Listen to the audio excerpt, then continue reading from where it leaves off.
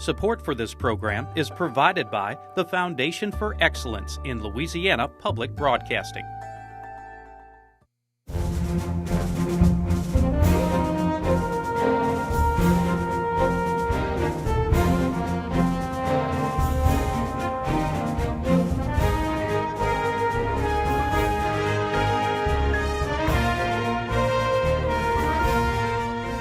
Hello and welcome to Louisiana Public Square. I'm Beth Courtney, president of Louisiana Public Broadcasting. And I'm Shauna Sanford, co-host of Louisiana, the State We're In. In 1938, the United States established a minimum wage of 25 cents per hour under the Fair Labor Standards Act. Over the years, it's been raised more than 25 times, most recently in 2009, to its current rate of $7.25. 45 states have their own minimum wage laws, and 21 of them pay higher than the federal rate. Louisiana is one of the 5 states that does not have its own minimum wage law. But that could change this session. 14 bills have been filed that would give the state and even municipalities the power to set a minimum wage. One law starts the rate at $10.10 per hour. So, should Louisiana develop its own minimum wage? How high should it be? And would such a move help the state's working poor or ultimately hurt them? Tonight, Louisiana Public Square looks for answers on Louisiana and the minimum wage. As part of his 2014 State of the Union address, President Barack Obama called on Congress to raise the minimum wage from its current rate of $7.25 an hour to over $10 an hour. In the interim, Obama offered a challenge. To every mayor, governor, state legislator in America, I say, you don't have to wait for Congress to act. Americans will support you if you take this on. 5 Louisiana lawmakers have accepted the challenge and proposed a total of 14 bills to address the minimum wage this session. Among them is Representative Marcus Hunter, a Democrat who represents Monroe. We have continued as a state to incentivize corporations, big businesses, and small businesses for decades. And it's time for that money to trickle down to some of the employees. Hunter is sponsoring legislation to not only create a state minimum wage, but allow municipalities the flexibility to set their own. Facing pushback from companies in his district, Hunter sent them a clear message. I have no interest in bankrupting your business, but I also equally have no interest in you fleecing the everyday hardworking person. Louisiana is one of the 3 states with the highest percentage of hourly paid workers earning at or below the federal minimum wage. A full-time minimum wage employee earns $15,080 annually, $650 less than the federal poverty rate for a family of 2. According to 2012 census data, Louisiana is the 3rd poorest state in the country. We think the best anti-poverty program that you could have is a living wage for people. Jan Moller is the director of the Louisiana Budget Project. His group recently released a report supporting a state minimum wage. Moller also favors tying the minimum wage to the cost of living. The value of the federal minimum wage has eroded as the cost of living has gone up. So if the federal minimum wage had kept up with inflation from 1968, it would be over $10 today. Supporters of raising the minimum wage say that an increase not only affects workers presently making the rate, but also workers who earn between the current and the proposed new one. According to the Louisiana Budget Project, an increase to $10.10 per hour would either directly or indirectly raise the livelihood of over 550,000 Louisianians. Although the U.S. Department of Labor indicates 74,000 total workers earn at or below minimum wage. Law demand says that when the price of something goes up, people buy less. Price of apples go up, people buy less apples. Price of cars go up, people buy less cars. Price of people go up, firms buy less people. Economist Loren Scott says a minimum wage increase prices low-skilled entry-level workers, especially the young, out of the marketplace. There's a certain set of people out there, especially young teenagers, that have no labor market skill at all, who at best are worth $7.35 an hour. That's what they're worth. That's what they add to the value of the firm. You force a situation where you have to pay that person $10 an hour. You're not going to hire the person. A Congressional Budget Office analysis of the president's minimum wage increase noted that while it would lift 900,000 workers out of poverty, 500,000 jobs would be lost. For small business owner Patricia Felder, a minimum wage increase means she'll be unable to take on new workers. If I have a choice between asking my employees if they want to make more additional overtime or taking on that one additional person that I perhaps would have hired, I'll choose not to do so, as will most small businesses. According to the Small Business Administration, businesses employing fewer than 500 workers account for over 97% of Louisiana's employers. Dawn Starnes is the state director of the National Federation of Independent Businesses. She recently conducted a survey on proposed minimum wage legislation. We have over 4,300 members statewide in Louisiana. We had 90% of our members tell us that this was something we had to work for them and oppose this legislative session. Starnes says small businesses face three choices from a minimum wage increase: lay off employees, try to cut overhead costs, or pass the increase on to the consumer. For small business owners that we represent, they are going to not have the ability in all cases to pass that along, because that means increasing the cost of their goods and services and making them less competitive in the market that they're in.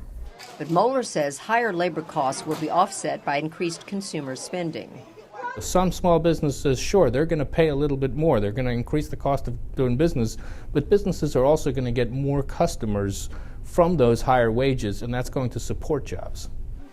Scott says increased consumer prices will further hurt the poor, plus drive unemployment higher. Once you raise the price of pizzas and hamburgers 10%, guess what? People buy fewer hamburgers and pizzas. So you need fewer people around to produce hamburgers and pizzas. Rather than increasing the minimum wage, Scott supports broadening the federal earned income tax credit that low to moderate income workers receive when they file their income tax returns. If you think that you want to help people who are poor, give them money. And that's the whole point of the earned income tax credit, was to have a way here of taking money away from, if you like, my wife and I, and giving it to people who are not doing nearly as well as my wife and I are. As the minimum wage debate heats up this session, Representative Hunter will join four of his Democratic colleagues in pushing for what they see as the best alternative for their low-income constituents. We've gone to great lengths to protect corporations, big business, and employers. I think it's time that we get down to the nitty-gritty and try to protect the everyday worker, the people who work hard, the people who sent us here, the people who stand together for Louisiana. Well, standing together for Louisiana in our studio audience are residents from the greater Baton Rouge area, members of the Young Democrats of Louisiana, the Young Americans for Liberty, and the Legislative Youth Advisory Council. Also joining us are business owners and a representative of the Workplace Justice Project. Welcome all of you to the show. Looking forward to a great discussion tonight. LSU's Public Policy Research Lab surveyed nearly 150 citizens on tonight's topic, and here's a look at some of their responses. When asked if they would support Louisiana having its own statewide minimum wage law, 56% said yes. 30% would oppose such a move, and 12% were unsure. As far as raising the federal minimum wage from $7.25 to $10.10 per hour, 54% support the increase, 43% oppose it, and 3% were not sure. But when given the findings of the Congressional Budget Office that such an increase could result in the loss of roughly 500,000 jobs, support for a federal minimum wage increase drops, with 56% of those opposing such a move, 39% supporting the increase, and 5% unsure. And when given the choice of either expanding the earned income tax credit as a way to help the working poor or raising the minimum wage, 46% would opt to increase the minimum wage, 38% would expand the tax credit, and 10% wouldn't do either one. The remaining 6% were either unsure or refused to answer. So tonight, to get this discussion going, let's start there. Your thoughts on whether the minimum wage, raising the minimum wage, would help the working poor, or do you think that it would hurt more than it would actually help them? And Federico, let's start with you. I think an increase in the minimum wage will actually hurt the working poor. An increase in employment driven by the increase in the minimum wage will just cause more poverty. So you're for not raising the minimum wage, is that right? Yes. All right. Tiffany, a different perspective, or do you share the same thoughts? I think it's a personal situation. In some instances, it will help, but we're talking about universally, and so at the same time, I do see where there will be an impact. So it's for me, it's borderline, and I think it really boils down to that individual household. Mm-hmm. Louis? I believe it would hurt the poor and the worker in Louisiana overall. Yeah. Okay. Timothy? Well, I think it needs to be raised, and I think that it's a shame that if a person works 40 hours a week and they getting a check that's that little to support a family. I think nobody should be working 40 hours and living in poverty. Mm-hmm. But I do think there needs to be a transitional period of when you raise minimum wage to do it at a rate where businesses can feel comfortable during that transitional period. So maybe phase it in rather than all at once, is that what you're saying? Correct. Okay. Well, we have some business owners here in the audience, and we definitely want to get their perspective. Garrett, do you think that it will hurt them more than help them, or do you think that raising the minimum wage will help those low-earning employees? Echoing his sentiment, I do believe that it should be phased in over time. But I believe that the minimum wage is more of a Band-Aid on the problem. I think that we should focus more on skill formation as well as advancement in the workplace. I think that that's the way to really address the problem. And I believe that if workers are to be cut by these employers, those that are impoverished earning minimum wage are the first ones to be cut due to unreliable transportation. They may get sick more because of lack of health insurance and things along those lines. So let's hear from some of our business owners. Scott, you own a small business here. Tell us a little bit about that and where you stand on this issue. Well, we oppose being forced to pay a specific amount. It should be up to the businesses themselves. We're a specialty company, sporting goods store, so you have to be unique on the personnel that you're hiring, in that person at least has to have knowledge of the products you're selling. Mm-hmm. So we actually pay above a starting minimum wage, but forcing me to pay a certain amount doesn't give me that leeway. Plus, when I look at the staff that I actually have, what do I have to do to them to get them their seniority that they currently have as well? Mm-hmm. And it just kind of domino effects down the line. So you're currently paying above $7.25. Yes, ma'am. And what about the idea that Timothy mentioned, perhaps phasing that increase over a period of time? How do small businesses feel about that? Because it sounds like you're not against raising the minimum wage. I'm not against being told what I have to pay someone. You're not. I'm against being told. You're against being told what you have to pay, not Set, necessarily against raising it. Correct. Setting a limit for us or a small business itself give us the leeway of being able to stair-step people up a ladder. We do that now, and most businesses do that now based on seniority as well. Mm-hmm. If you earn your job, then you therefore get paid accordingly. Mm-hmm. But setting a set limit at such unskilled labor at this time is only going to relate to increased prices somewhere else, or the fact that we won't hire someone. Mm-hmm. John, you are a business owner as well. Your perspective. I have IT companies, and so people might think I don't have a dog in this hunt, but I do, because we have an internship program, and those interns, we pay $8 or $9 an hour, but then we invest really heavily in them in mentorship and from our other IT professionals, and also training resources. Mm-hmm. So from a business owner's perspective, anytime you add significant overhead to something, you have to look at, okay, where are we going to make that up? For us, it will be curtailing the number of interns that we can hire in a year. It's unfortunate because it reduces the opportunities for people who have very little experience, very little education, to get an entry into a high-paying, great professional career. And so for you, raising the minimum wage would definitely hurt because they wouldn't have access to those opportunities. That's how you see it. Well, it would hurt us, but I think it would equally hurt the people who are trying to just get a leg up, something better than a minimum wage job. Well, let's talk to Christian, who is a young student here with us. So very happy to have you here with us tonight. We're talking about youngsters earning minimum wage or in minimum wage jobs. How do you feel about this? I do feel like minimum wage should be increased to really give people earning the minimum wage an ability to keep up with the cost of living. I think that the minimum wage should be a livable wage.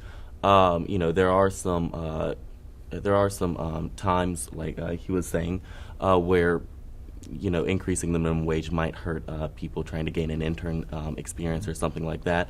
Like she was saying, it's different for different situations.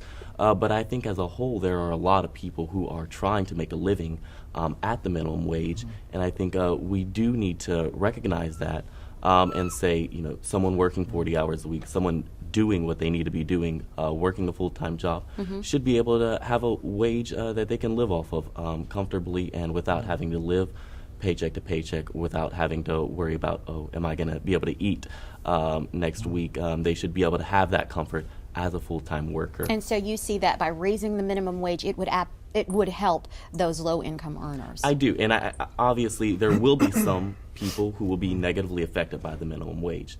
That is definitely true. But I think as a whole, it will benefit more people than it will hurt. Okay. Dr. Thomas, your thoughts? Well, I feel the same way, too. It will help some, and others it will hinder. But overall, everything's changing.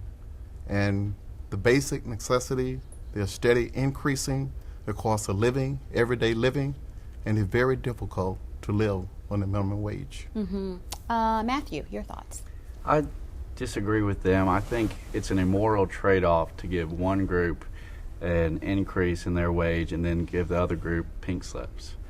So I would be not in favor of raising the minimum wage because it makes it more expensive to give young people opportunity, like John said, and also that's the main point. Yeah.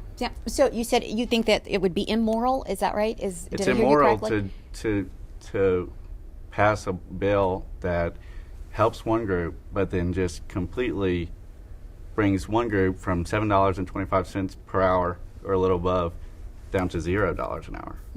Erica, I'd like for you to jump in on this because I have a feeling that you disagree with that. I do disagree. I support an increase in the minimum wage. I don't want to reiterate what I think so many people have said eloquently here, but I think some of the points that were brought out in the presentation are very clear. First of all, wages have been kept, the minimum wage in particular has been kept artificially low because the minimum wage was never indexed to inflation.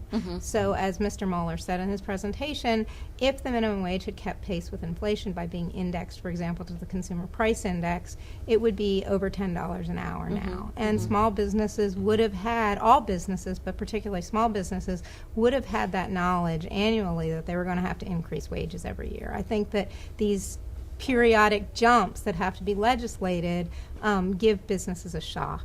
I also think that, as other people have said here, people who are working for a living should not also have to work 2 and 3 jobs just to make it and should not need to rely on public assistance to make it through the week. Very, very interesting point here. And Michael, before we go to break, I'd like to get your thoughts. It was interesting that Matthew looked at it in terms of whether it's moral or immoral, and he falls on the side of it being an immoral thing to do. How do you see this? Well, I guess at this point, Shauna, maybe to correlate it to a moral look, I look at it perhaps in a political look.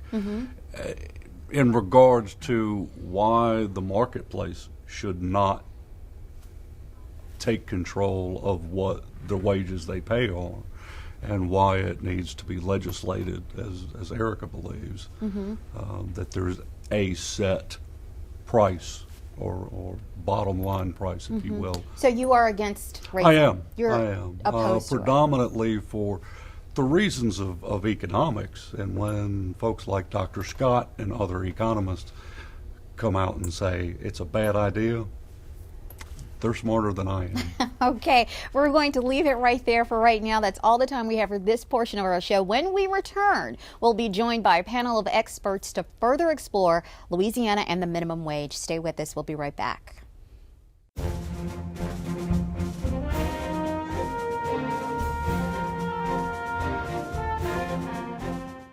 Welcome back to Louisiana Public Square. Tonight we're discussing Louisiana and the minimum wage. Joining us now is our panel of experts. State Representative Herbert Dixon has served District 26, which includes Alexandria and Pineville, since 2007. He currently chairs the Labor and Industrial Relations Committee and is introducing legislation to establish a state minimum wage. Dr. Robert Hebert is an economist and emeritus professor of entrepreneurial studies at Auburn. A Louisiana native, Dr. Hebert has taught at the University of Louisiana at Lafayette and is a Fulbright Senior Research Scholar. David Gray is a policy analyst for the Louisiana Budget Project, an independent nonprofit that studies how fiscal issues impact Louisiana's low and moderate income families. His most recent report, Louisiana Needs a Higher Wage, explores the benefits of establishing a minimum wage in Louisiana. Jim Patterson is the Vice President of Governmental Relations for the Louisiana Association of Business and Industry, also known as LABI. It is one of the state's most influential lobby groups and is opposed to implementing a state minimum wage. And so before we go to our audience, I want to first of all thank you, all of you, for being here with us tonight. Great topic, great audience, so I know we're going to have a great discussion. So before we get to our audience questions, though, let's start with you all briefly explaining where you are on this issue.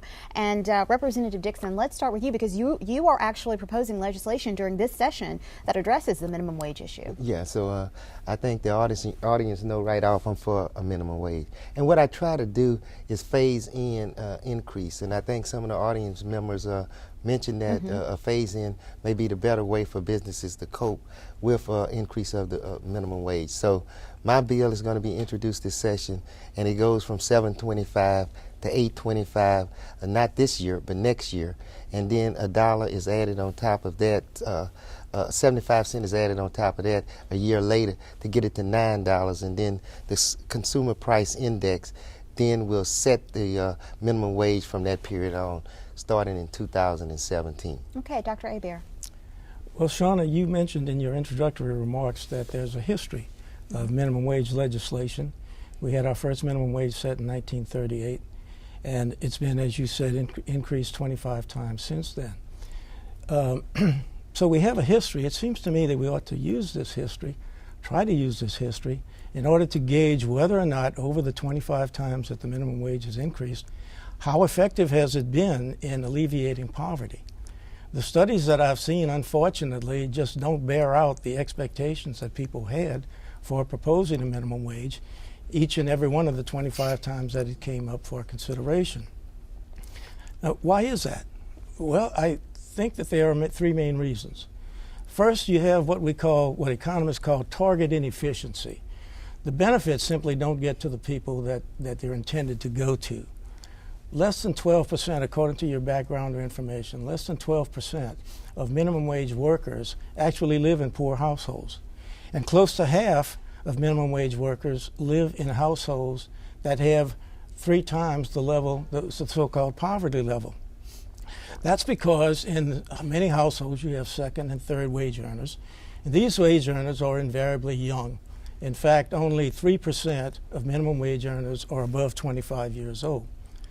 The second consideration that I think we should recognize... And Dr. Hebert, I'm going to let you make that point, but if we could get the others to briefly give us their point, we're going to come back to you. Appreciate that. David, do you take issue with what Dr. Hebert has said? Well, I think Dr. Hebert's comments are made off of economic studies, and theories are good, but if you look at the reality in other states and other cities that have raised the minimum wage, what you actually see is that by putting more money in residents' pockets, those residents in turn have spent that money in their local economies, have stimulated those local economies, have supported small businesses, and have allowed those cities and those states to grow and increase jobs. So a lot of our analysis at the Louisiana Budget Project looks at our state and doesn't look nationally. It looks at what the economic impact of a minimum wage would be in Louisiana. And we found that if we raised the minimum wage to $10.10, for example, as you mentioned in the opening, that would help close to 500,000 employees in Louisiana, put close to $700 million in our state economy, and ultimately produce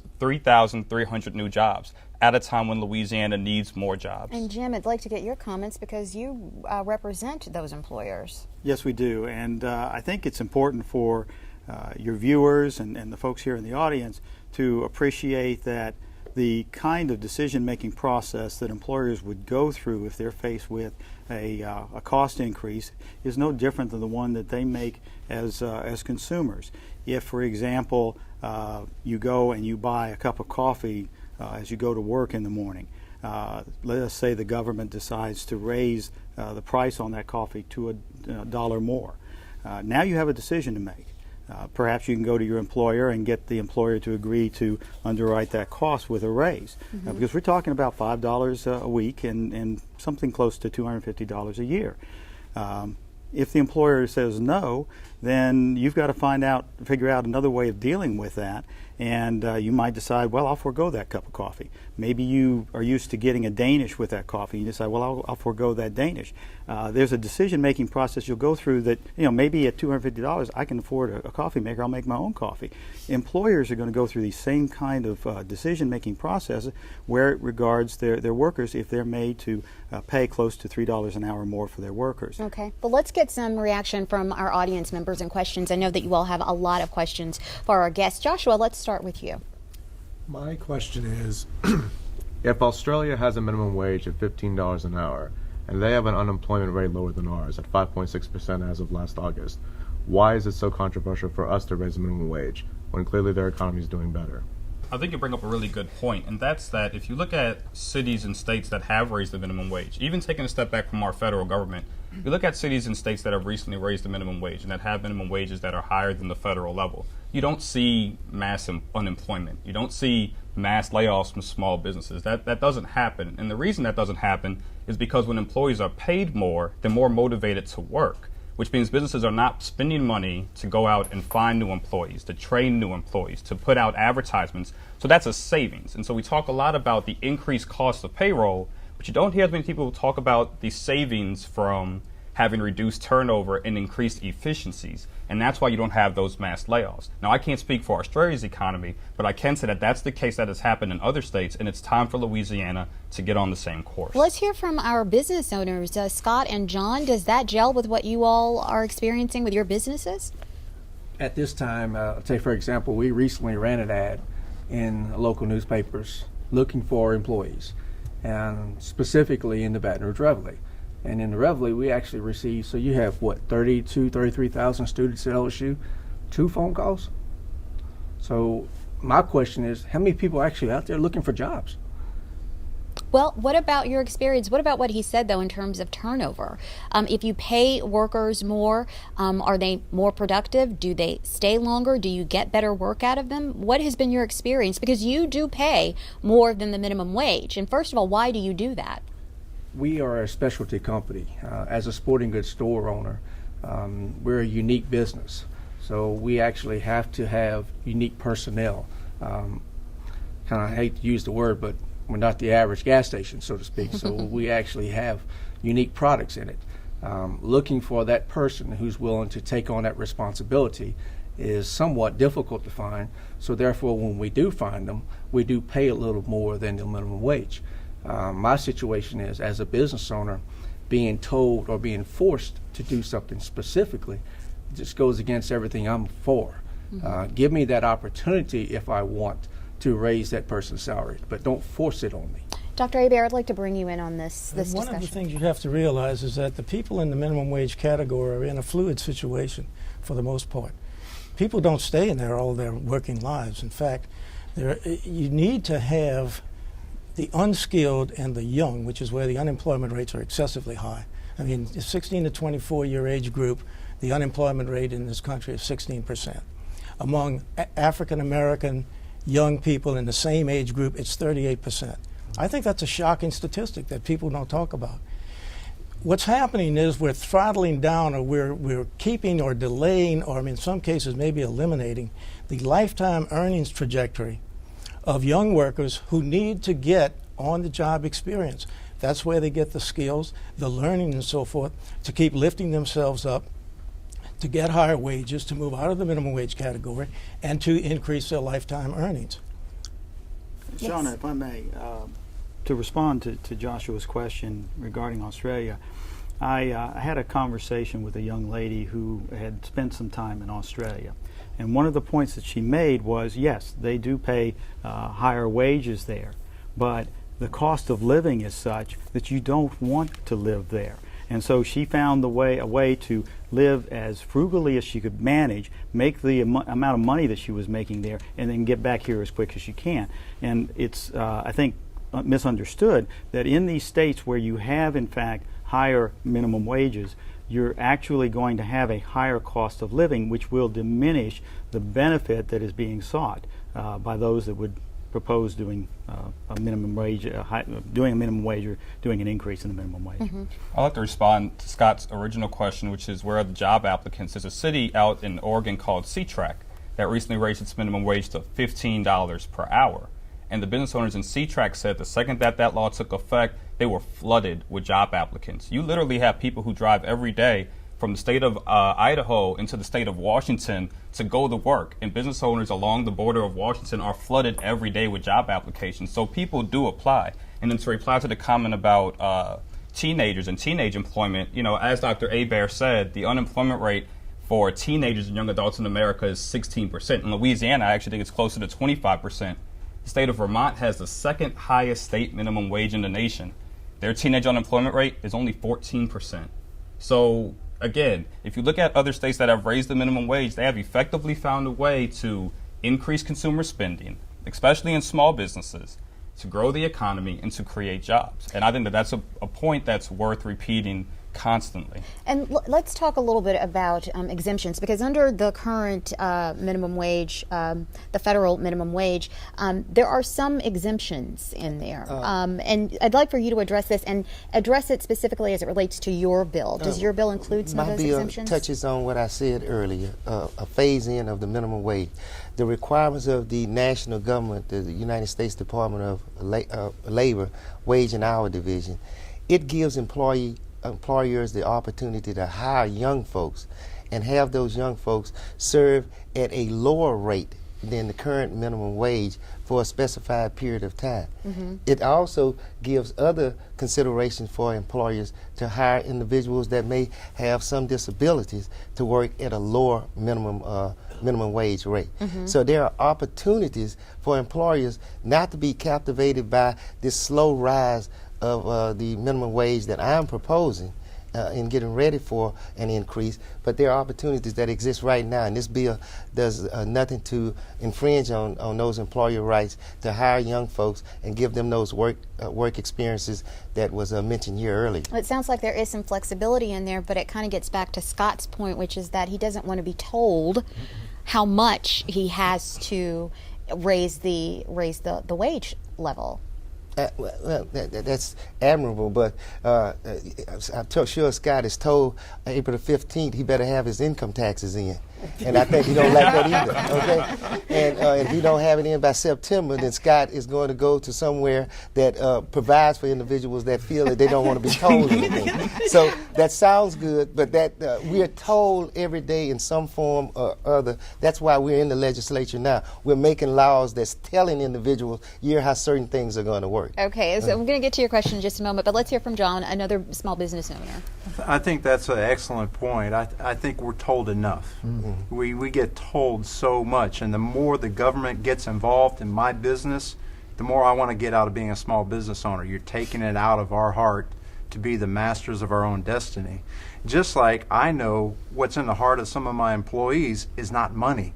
When you say that you pay people extra couple bucks, they're going to be motivated to work hard, that flies in the face of every personality disc assessment, Myers-Briggs. Some people aren't motivated by money. They're motivated by a quality opportunity to grow their career. Yeah, some are just motivated by the bucks, but when you say, you're told this and you need to be told more, that kind of gets the ire up of a lot of small business owners. Well, it shouldn't. We're in the greatest country in the world that exhibit a democracy that gives us a right to vote, to put individuals that think the way that you think or think the way that I think. There's not too many countries out there that does that. And so, as we're being told, we're living by a set of rules that have been set down over 200 years that we live by, and we're not the first set of citizens in the United States of America that have been told things. Now, I grant you, there's a lot of things that state government and federal government say to me that excites me that I may not want to hear. But you take some of the good with some of the bad, and still we're in the greatest country in the world. And right. so, let's hear from a young man, Christian, who is in high school, and you have a job, but it's not a minimum wage job, right? No, it's $10 an hour. In fact, you said of all the jobs you've had, you haven't ever earned I've only worked at this one place, and they didn't start me out the minimum wage. They started me at $8. Okay, at $10 an hour. All no, right. $8. $8 an hour. Okay. And I have two things to say. One about the motivation of money in the workplace. No, I don't think all people are motivated solely by money to do well. We're talking about people who are trying to make a living and trying to provide for themselves, trying to have food to eat next week, trying to have a roof over their house, a roof over their head, sorry. They will be motivated more by money because they do need a place to live and they need the necessities of life. I have a question about your bill. You said that it has like a stipulation for younger workers that they do not have to be paid. No. My bill doesn't infringe upon the current federal wage and hour division of the U.S. Department of Labor, which give opportunity for young folks to work right now with employers as teenagers for lower than the minimum wage for a specified period of time. And it also makes provisions for disabled individuals that can work below the minimum wage in certain fields. So that exists. My bill doesn't infringe or touch on any of those subjects. And how long of a time is that actually? For only, I think, 90 days. They can do that for 3 months. Okay. And they can't backpack into individuals into those jobs. It's truly there for teenagers to take advantage of, gain some experience, and then those individuals start making the minimum wage. Would like to get your comments. Oh gosh, we have a lot of questions. Would like to get your comments on Dr. Loren Scott in our piece there, The Economist, who talked about the earned income tax credit, that would be more viable than raising the minimum wage. Yes, Dr. Hebert. The thing you have to keep in mind is that this issue about raising the minimum wage will cause more spending. Anytime people get an increase in money, they'll spend more. The point that I would like to make is that there are ways of increasing spending, raising household income, and by the way, it's household income that's important in the fight against poverty. It's not an individual wage, it's household income. There are ways to do that without the downside of the minimum wage. The minimum wage, again, has three downsides as I see it. It misses the target. It causes some unemployment effects, good and bad, okay, and we can debate all night long about which one predominates, but the net effect is that it's fighting against itself to some extent because some people lose their jobs, other people gain. And the third thing is that it deprives young people of establishing the skills, or at least it delays their establishing the skills that they need to build their lifetime profile. The thing about the earned income tax credit is that it puts money into the household without any of the downside. So it's win-win as you see it. Well, you still have to fund it, okay? So I mean, taxpayers pay for it, but in the taxpayers pay for everything. Right. And I think it's interesting that first of all, I want to make the point that Christian started off getting paid at $8 an hour. Now you're getting paid at $10 an hour, and I'm sure that you don't feel deprived of any type of workforce training or like your career's not being developed. So I think you're a prime example of the fact that just because you pay young people more doesn't mean that they're going to be deprived of any real lessons. Right now, taxpayers are subsidizing minimum wage companies. If you think about it, 40 years ago, if you worked and you were the head of your household and you earned the minimum wage, you made enough money to support a family of 4. Today, you don't make enough money to support a family of 2 without being on food stamps or some type of housing assistance or some other type of public assistance. And guess who's paying for that? We are. But if you take that individual and you pay them a living wage, and now they're no longer dependent on food stamps to put bread on the table or eggs on the table for breakfast. They're no longer dependent on housing assistance to keep a roof over their head or assistance from energy through light heat to keep the lights on. Well, then that's money that we're saving as taxpayers that can go to things like expanding the EITC or reinvesting in workforce development and training programs, or even paying for early childhood education, where studies have shown that for every $1 in taxpayer dollars you put into a child's pre-K and kindergarten education, you get $11 back in economic return. So, it's just very interesting that we have a conversation about the EITC when the fact of the matter is that increasing the minimum wage has actually been proven to be the best anti-poverty policy out there, and that fact has been proven in every state and in every city that has done it. Well, I'm not sure it's been proven. With that, and I could show you but, some. But relative to Christian's laudable concern for those individuals that are not necessarily making the wage that they would like to, these are individuals that have a certain value to the employer, and if you artificially inflate that amount that they're paid, but the value doesn't change, they still have the skills that they have and no more than that, suddenly that employer may be looking at someone else rather than that individual to remain in that position. So for example, say an older individual in such a job is not able to work with computers the way that you can, well, suddenly you look a lot more attractive than that individual, and that individual may lose their job. And this is the concern that we have about, again, Herbert's intentions are very, very good, but I think that the consequences are not going to be as straightforward as believed. Let's go, Tiffany. I know you have a question. I just think that the opponents and the advocates, that it's just one of those things where you have to find that balance. I am a longtime state civil servant, and I haven't been in it for the money. I love what I do. I've worked for every state agency possible, whether it was housing, DSS, which handled food stamps, which is now Children and Family Services. So I've seen the whole spectrum from poverty and how people try to rise out of it, from public housing Section 8 to owning a home. And so, having just left the Workforce Commission, there are a lot of tools out there for employers. And I know Mr. Patterson tries to do everything that he can for employers to build that infrastructure. But there's, like Representative Dixon said, there's the work opportunity tax credit. I think employers have to do their due diligence, and the job seekers. The unemployment rate right now in Louisiana is extremely low. There's so many economic development wins that are taking place across the state, so there's a demand for employees, and a lot of those workers are unskilled, and we have to also put in the infrastructure in our education. It's so many wraparound services.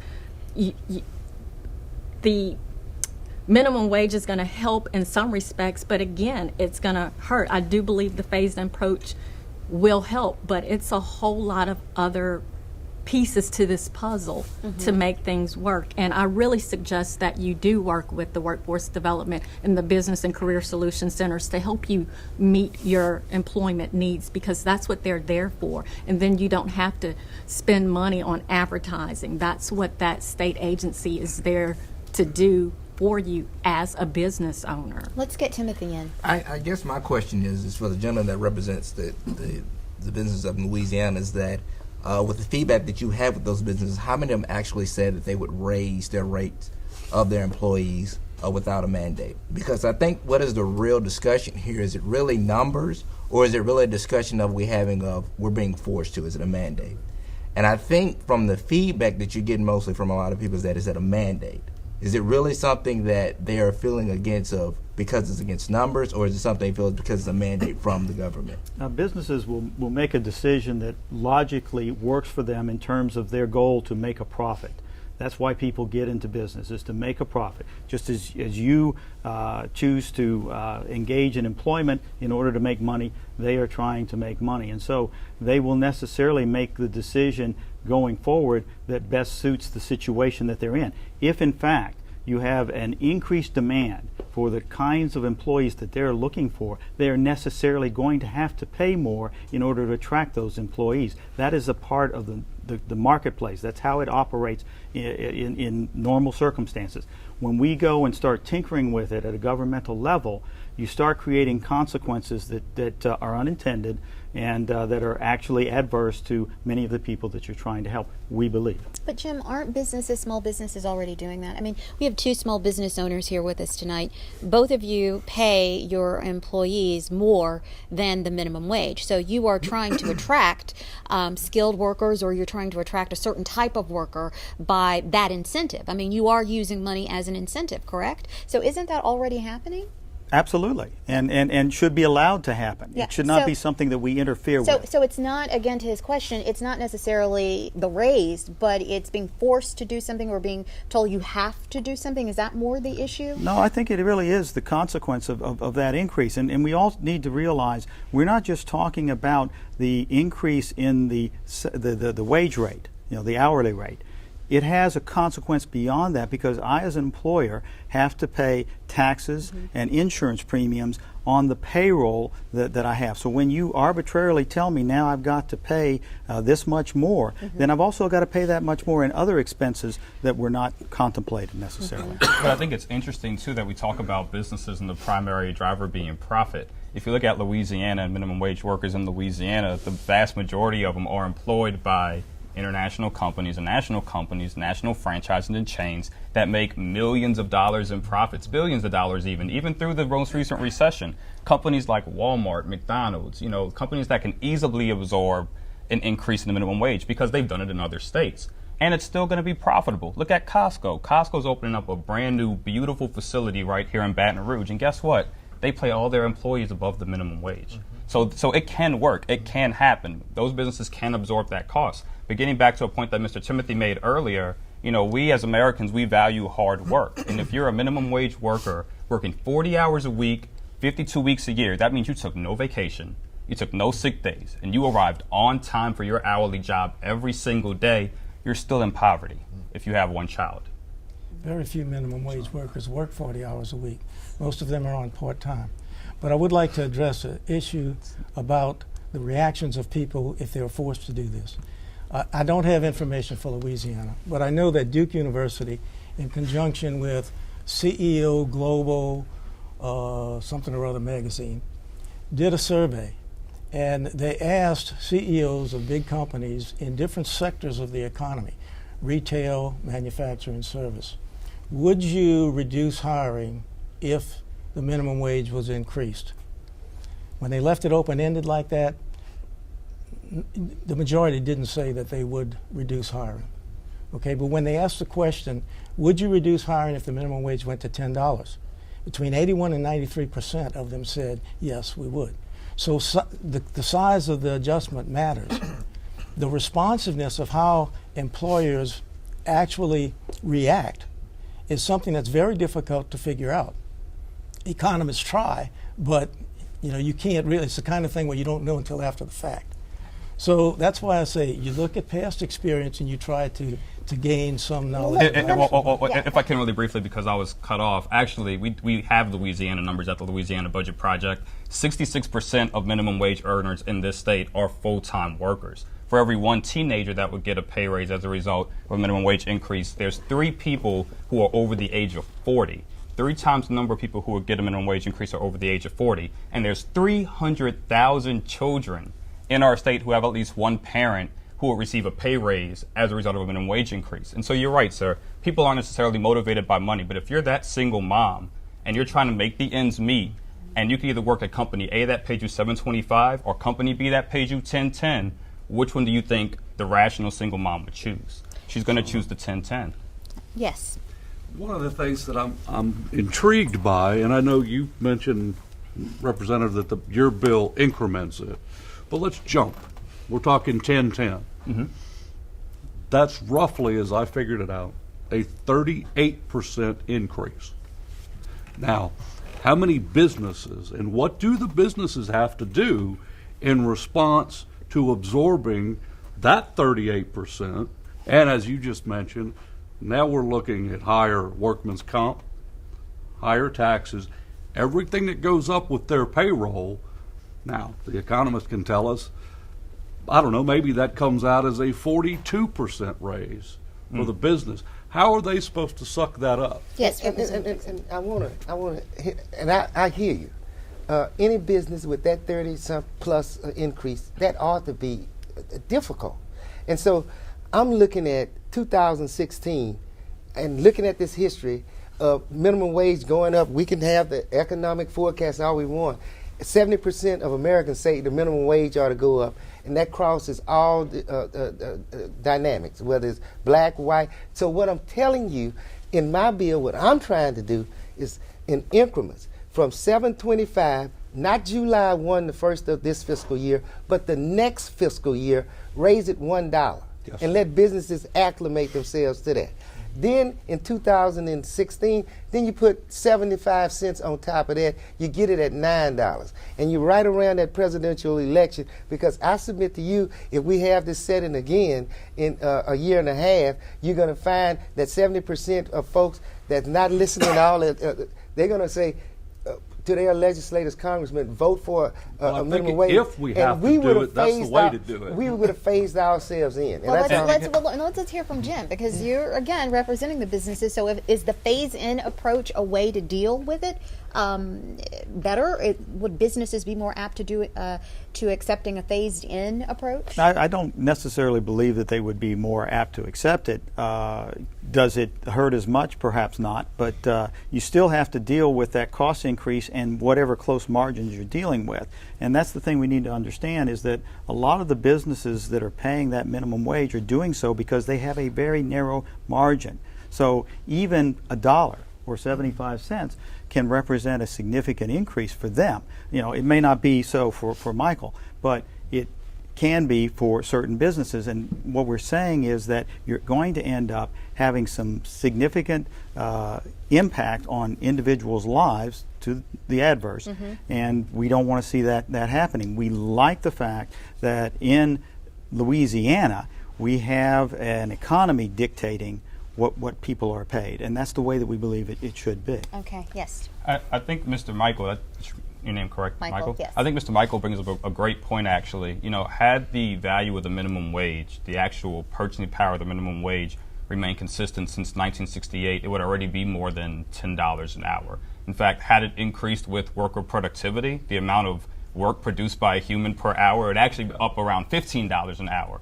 And of course, just like you mentioned, if a bill dictates that a business has to pay all of its employees from $7.25 to $15, if my boss had to deal with that, he would probably fire me. So I hear you 100% on that. And so I think the point then that you get to is why it's so important to not only establish a minimum wage, but to tie that minimum wage with the cost of inflation. That way businesses don't have to deal with that shock, while at the same time, the amount that employers are getting paid still allows them to buy everyday goods like milk and bread and stuff for their family. The only reason why we're having this conversation is because $5.25 a couple of years ago bought you a lot more than what $7.25 buys you today, and that's the only reason why we're having this conversation. I'd like to bring in Dr. Hebert and get your thoughts on this. The market has already taken care of that to a large extent. Why this gentleman got more than the minimum wage? Because his employer felt like he was contributing at least that much to the bottom line.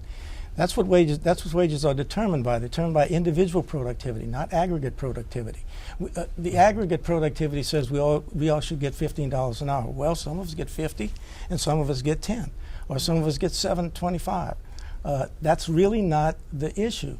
If you want to eliminate poverty or alleviate poverty, you've got to deal with the underlying issues. And I want to give a call out to Garrett up there, who said early on that raising the minimum wage is a Band-Aid.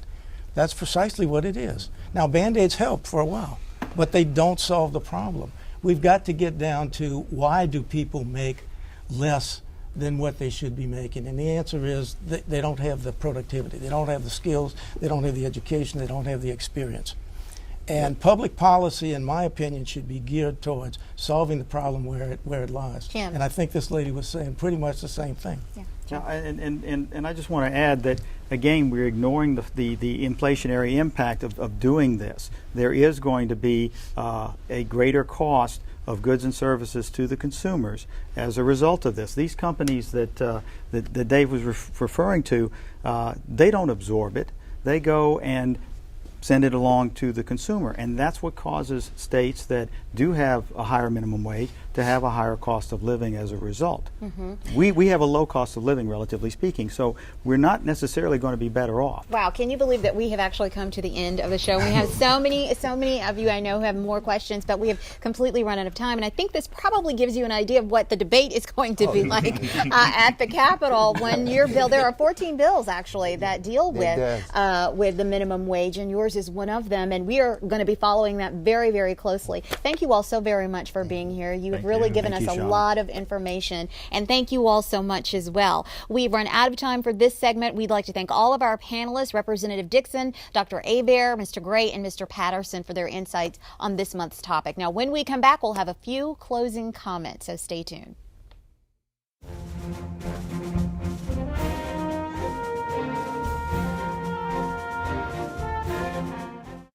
Well, Shauna, I think we had a preview of, as you said, of what's going to happen at the Capitol, perhaps. Yeah, we are. Great discussion from our audience and from our panelists, and you can tell that this is an issue that people are very passionate about. And sometimes it can be contentious, but I think that tonight we learned a lot from our panelists and from our guests as well. We learned a lot, and I'm going to be looking at all that data to see how it all pans out. So it was great to have so many wonderful experts. That's all the time we have for this edition of Louisiana Public Square. We encourage you to visit our website at lpb.org/public square. While you're there, take this month's survey, view extended interview clips, and comment on tonight's show. We would love to hear from you, like we did last month following energy's environmental footprint, and that was quite a show. Lynn writes to us, I applaud LPB for this episode of Louisiana Public Square, which was handled in an informative, balanced manner. Ryan writes, great show on a very important topic. While Louisiana's oil and gas companies are vital for good-paying jobs, they must be forced to comply with our environmental laws. And Brian writes to us, there's room for a collaborative partnership. Too many folks say it's either jobs or the environment. Both are necessary and both can be protected and advanced. Well, thanks for everyone for your comments. That's right. Keep them coming. A proposed bill this session would reduce state spending on contracts by 10%. But the Jindal administration says that the number of state contracts is already being reduced, and the biggest ones provide essential services. So how cost effective are privatization efforts with outside vendors? And how necessary are the majority of these contracts? Louisiana Public Square educates viewers next month on state contracts 101. Should be very interesting. Thanks for watching and have a good night. Good night, everyone.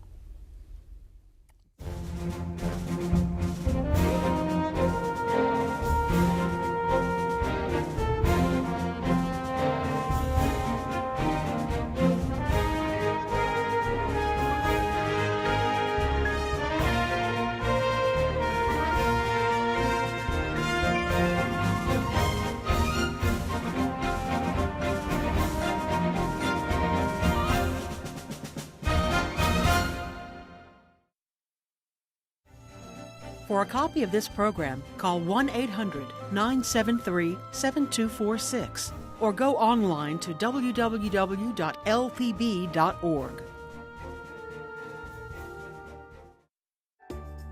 Support for this program is provided by the Foundation for Excellence in Louisiana Public Broadcasting.